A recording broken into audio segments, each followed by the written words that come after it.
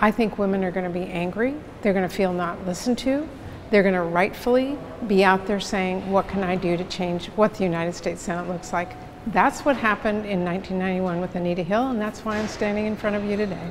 Patty Murray is one of many women who was inspired to run for office after Anita Hill testified before the Senate Judiciary Committee about workplace sexual harassment claims she brought against then Supreme Court nominee Clarence Thomas. His conversations were very vivid.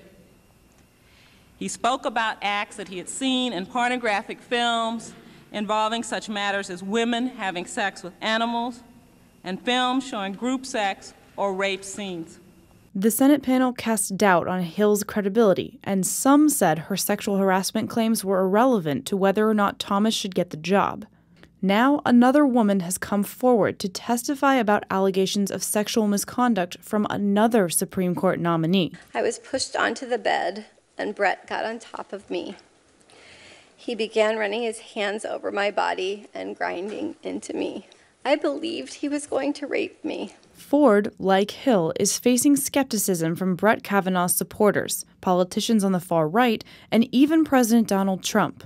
Murray says if he is confirmed, it could inspire another wave of women to go to the polls in November and even run for office, just like it did in 1992, dubbed the Year of the Woman. It may well if it's not handled correctly. I was angry at how she was treated, I was angry at how she was dismissed, and I was angry that the United States Senate didn't look like the rest of America. That's why I ran.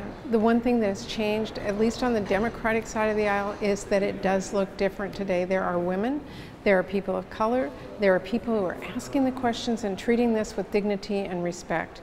I think it's very clear on the Republican side right now there's 11 men who are yelling and who aren't taking this seriously, and voters will decide.